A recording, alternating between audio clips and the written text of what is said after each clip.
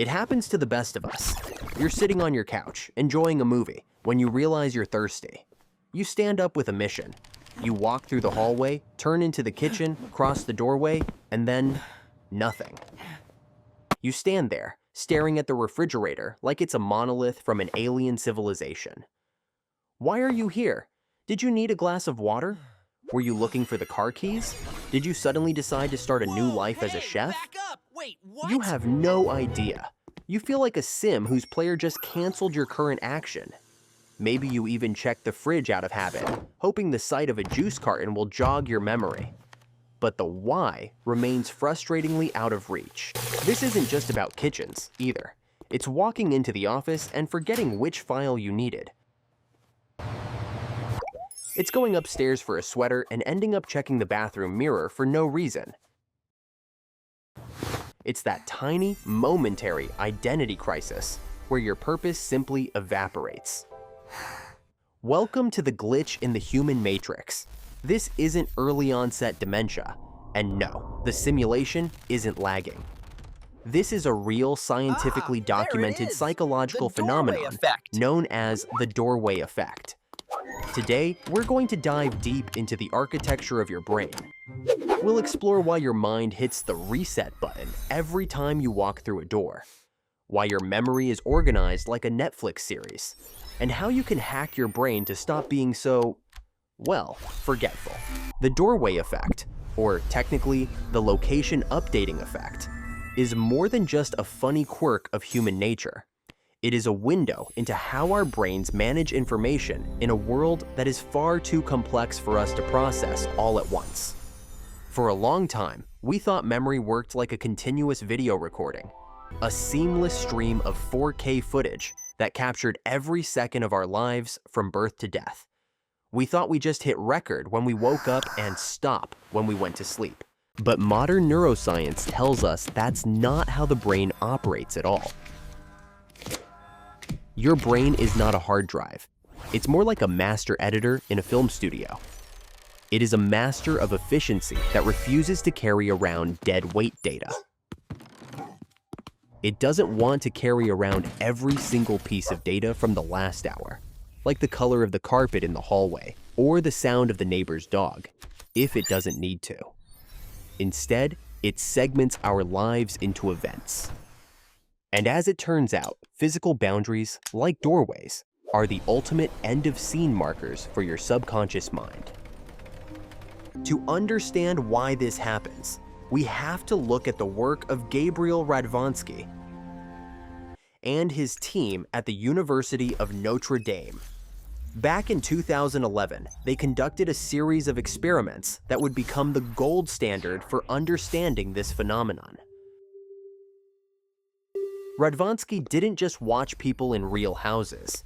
He used virtual reality to control every single variable. He had subjects move through a series of rooms in a virtual environment. In some cases, they would pick up an object, let's say a blue triangle, and carry it across a large room. In other cases, they would pick up the same object and walk through a doorway into a new room. The distance traveled was exactly the same. The time taken was the same. The effort was the same. But here's the kicker. People who walked through a doorway were significantly more likely to forget what object they were carrying or why they were moving in the first place compared to those who walked the same distance within a single large room. Radvansky later repeated the test in real-world settings with real objects and found the exact same result. The physical act of passing through a door caused a memory purge. The researchers concluded that the brain perceives a doorway as an event boundary.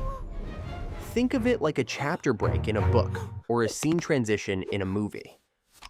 When you're in room A, your brain loads all the room A files. It prioritizes the temperature of that room, the people in it, and the objects relative to your current position. When you move to room B, the brain says, okay, we're done with that chapter. Archive room A. Let's open a fresh file for room B. In that transition, your original goal, that glass of water, gets filed away in the archives before you've actually completed the task. The brain assumes that because you've changed environments, the information from the previous one is likely obsolete. This brings us to a fascinating concept called event segmentation theory. Our brains are constantly trying to predict the future to keep us safe. To do this effectively, the brain breaks the continuous stream of sensory information into meaningful chunks. Imagine trying to watch a 3-hour movie without any cuts, scenes, or chapters. It would be an exhausting mess of information where you couldn't tell where one action ended and another began. By creating boundaries, the brain keeps our mental workspace clean.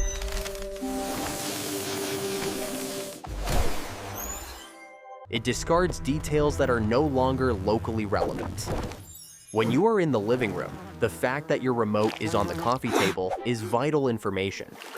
When you walk into the kitchen, that information is useless. The brain flushes the cache to make room for new, kitchen-related data, like where the glasses are kept, or whether the stove is on. The problem is, sometimes it flushes the "I need water" command right along with the remote is on the table" data. It's an over-aggressive cleanup script that accidentally deletes a critical system file. But wait, why would our brains evolve to be so forgetful? Isn't it a survival disadvantage to forget why you just walked into a cave? Actually, if we look back at our ancestors, it's the opposite. It's a survival advantage based on cognitive economy. Imagine you are a hunter-gatherer 50,000 years ago. You are walking across a sunny savanna, thinking about finding sweet berries. Suddenly, you step into a dense, dark forest. The savanna rules no longer apply. In the savanna, you needed to look for movement on the far horizon. In the forest, you need to listen for rustling in the bushes 2 feet away. You need to check for snakes on branches directly above your head. If your brain stayed focused on the berry quest from the savanna, you might miss the leopard crouching above you in the forest. The doorway effect is your brain's way of saying, context has changed, alert, new environment, new rules, new priorities. It's an ancient survival mechanism that hasn't quite adjusted to the fact that the new environment is just your kitchen and the only predator is a slightly expired carton of milk. To understand the feeling of becoming an idiot that happens in the doorway, we need to talk about working memory. Working memory is like your brain's RAM. It's very fast, but it has very limited capacity. Most psychologists agree with Miller's law, which states we can only hold about 7 plus or minus 2 bits of information at once. In the modern world, that's almost nothing. When you decide to get water, that goal takes up a slot in your RAM. But as you walk, you notice a smudge on the wall. That's slot 2. You hear your phone buzz, slot 3. You think about what you're going to eat for dinner, slot 4. You realize you need to buy detergent, slot 5. By the time you hit the doorway, that big event marker, your brain is already at capacity. The doorway trigger forces a system update. The brain looks at your RAM and says, "We need space for the kitchen chapter. What can we dump?" Since the get water goal was formed in the previous chapter, the living room, it's tagged as contextually old and is the first thing to be moved to long-term storage. Long-term storage is like a basement. You still have the info, but you can't find it instantly while standing in front of the fridge. Here's something even more relatable for the 21st century. The doorway effect doesn't just happen with physical doors. It happens with digital doorways. Have you ever been browsing a website, thought of something you needed to search for, opened a new tab, and then stared at the Google search bar in total silence? Or perhaps you were on your laptop, remembered you needed to send a text, picked up your phone, and then spent 10 minutes scrolling through Instagram instead, completely forgetting the text? Opening a new tab, switching from your laptop to your phone, or even clicking a red More button can act as a digital doorway. Where am I? Your brain perceives the change in the visual interface as a shift in context. Every time the screen layout changes drastically, your brain thinks, "New scene, refresh the RAM." We are living in a world full of artificial event boundaries. Every notification, every app switch, every swipe is a mini doorway hitting the reset button on our focus. This is why digital amnesia is becoming a common complaint. We are crossing hundreds of digital doorways every hour. You might notice that some days you're a victim of the doorway effect every 10 minutes, while other days you're sharp as a needle. Why? Several factors can amplify the effect. First, stress. When you're stressed, your body produces cortisol. High levels of cortisol interfere with the hippocampus, the part of the brain responsible for context and moving information from short-term to long-term memory. A stressed brain is a brain that is constantly hitting the emergency reset button. Second, multitasking. We like to think we're good at it, but the human brain is actually a serial processor. It can only truly focus on one thing at a time. If you're trying to do 3 things at once, your working memory is already redlining. That event boundary at the door is much more likely to wipe your primary goal because your mental resources are spread too thin. And third, lack of sleep. Sleep is when our brains consolidate the chapters of our day. Without it, your brain's event segmentation becomes event fragmentation. Your brain starts creating boundaries where there shouldn't be any, leading to those "why am I in this room?" moments even without crossing a door. So, are we doomed to forever stand in kitchens wondering why we're there? Not necessarily. Science offers a few life hacks to defeat the doorway effect and keep your goals locked in. First, the power of mental rehearsal. Before you cross the threshold, say it out loud. I am going to the kitchen for a glass of water. By speaking the goal, you involve the motor cortex and the auditory system. This creates multiple neural anchors for that memory. If the visual event boundary tries to wipe the thought, the auditory echo of your own voice can bring it back. Second, carry a physical cue. If you're going to the bedroom to get your charger, pick up your phone. If you're going to the garage to get a tool, carry a small piece of wood or a screw. The physical presence of an object related to your goal acts as a constant, tangible reminder that survives the doorway transition.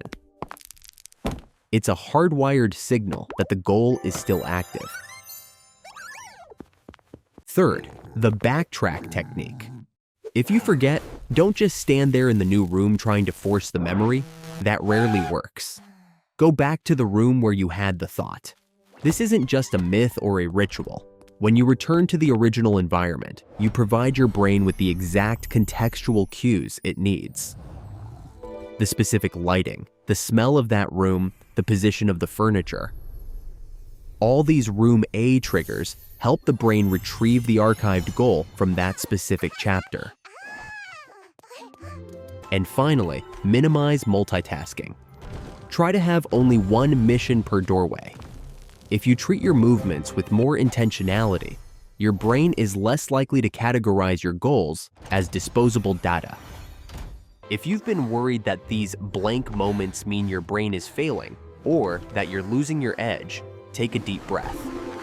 The doorway effect is actually a sign of a healthy, functioning, and highly efficient brain. It shows that your mind is doing exactly what it was designed to do. Organizing information into manageable chunks, staying present in the current environment, and preparing you for what's next. In fact, some studies suggest that highly creative people, those who are constantly making new associations and thinking ahead, might experience this more often because their brains are constantly generating new scenes and new events. Their internal director is just very active with the cut button. So, the next time you feel stupid in a doorway, remember, you're not losing your mind. Your brain is just being an overachieving archiver. It's preparing you for a new world, even if that world is just the laundry room. The human brain is the most complex structure in the known universe, capable of landing rovers on Mars, and composing symphonies. Yet, it can be defeated by a simple wooden frame and a hinge. It's a humbling and hilarious reminder that we are products of evolution, designed for a world of physical boundaries and immediate environmental shifts. Now that you know the science, you have the cheat code. I want to hear from you. What is the weirdest thing you've forgotten after walking through a door? Did you end up in the garage holding a spatula? Did you go to the bathroom and start washing your hands when you actually went in to check the radiator? Let us know in the comments below. I read all of them, and your stories might just make it into a future Brain Glitches compilation. If this video helped you feel a little less stupid and a little more scientific, hit that like button. It helps the YouTube algorithm realize that this event is worth sharing with others. And if you want to understand more about the strange, beautiful, and often hilarious ways your brain works, make sure to subscribe and join our community of curious minds. Thanks for watching. Now, I'm going to go get a glass of water. Wait, why am I here?